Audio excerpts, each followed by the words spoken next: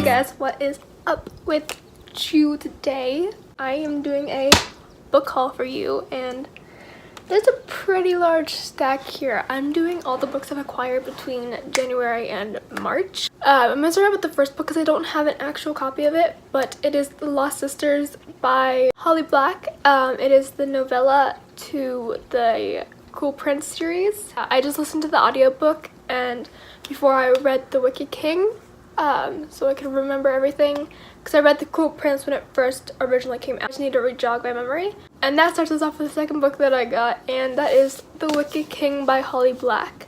I gave this book a 5 out of 5 stars. I already finished this. It's March. I read this within like 2 days of getting it. This was so good, and the ending had me like, it was so good. The first one was amazing. The second one was beautiful and enchanting, and just it had me at every single page, and it was so good, and I literally cannot wait for the third one. It's like I'm not ready. I don't want to know. I'm not ready to read the third one, but I need to read it because I need to know what happens. The next book I got was from Book Outlet, and that is Everless by Sarah Holland. My friend recommended this book to me, and it's, you know, got like the fantasy aspect of it, and this cover is beautiful. Oh my goodness, it was like $2 on Book Outlet, so like, and everyone seems to love it, so I was like, I'll try it out. The next book I got was actually from this little library I have in my neighborhood.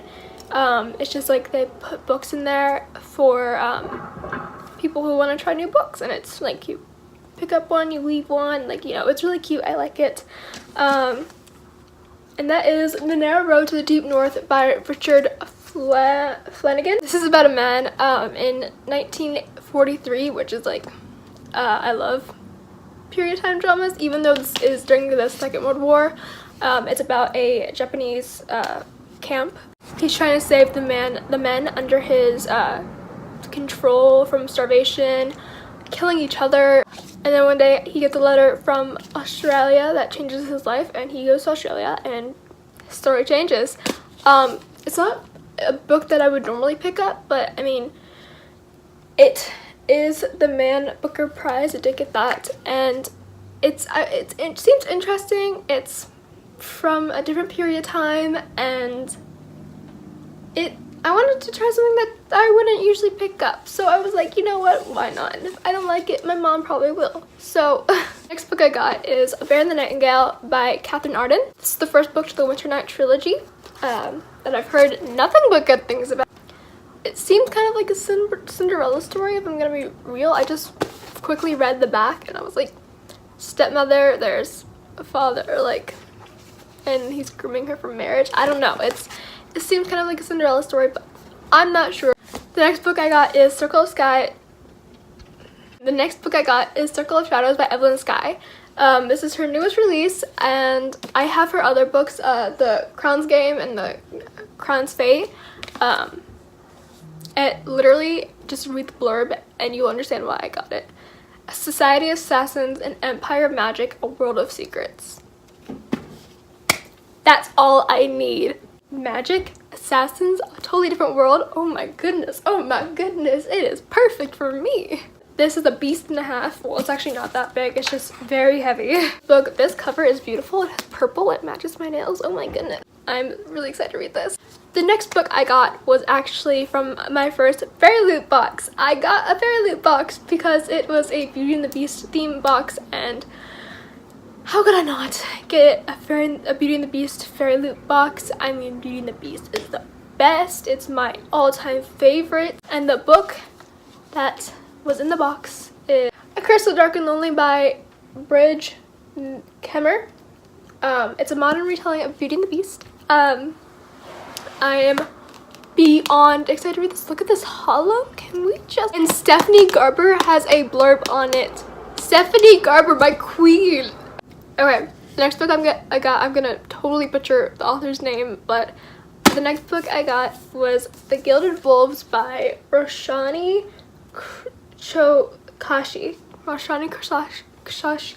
Once again, Stephanie Garber, Lonnie Taylor, and Holly Black all have blurbs on the back of this book.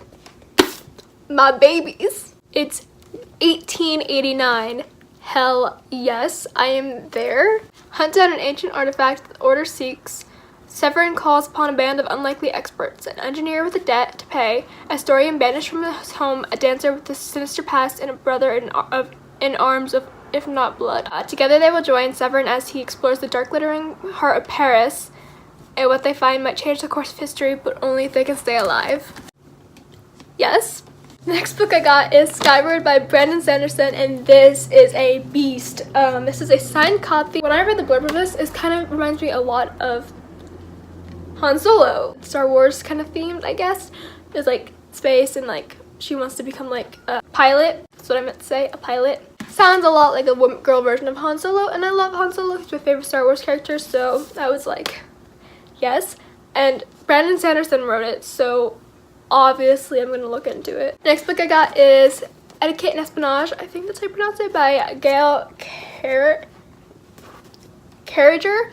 This girl was sent to an etiquette school for young ladies, 14, yeah, a finishing academy of ladies of quality.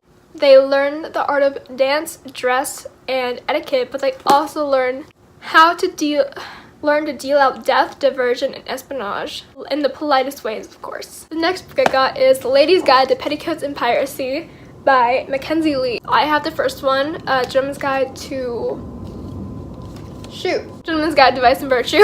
It's kind of like the same thing, you know, yeah. She has a dream of becoming a doctor. Her name's Felicity. She goes to Europe. She's avoiding a marriage proposal. It kind of reminds me of the first book of Stalking Jack the Ripper, because, you know, she was like not like into all like the fancy womanhood class of sewing and all of that girly stuff, and she was like, nah, I want to dissect people. Next book I got was based off a recommendation from Reagan from Pursue Project, and that is The Clockmaker's Daughter by Kate Morgan. Once again, in the summer of 1862, I am there for it. Woo! Got a lot of historical fiction this time. A group of young artists led by the charismatic and talented Edward Radcliffe descends upon Birchwood Manor on the banks of Upper Thames. Their plan to spend a secluded summer month in a haze of inspiration and creativity. By the time their stay is over, one woman has been shot dead while another has disappeared. A priceless heirloom was missing, and Edward Radcliffe's life is in ruins.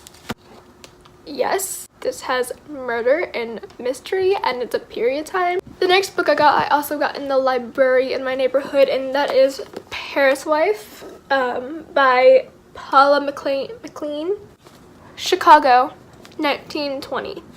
That is my year. That is my destination. You know, I am there. I love Chicago. I want to live there. The last book I got was also a recommendation from Reagan from Pursue Project, and that is Keeper of the Lost Cities by Shannon Messenger. This is a middle grade fantasy.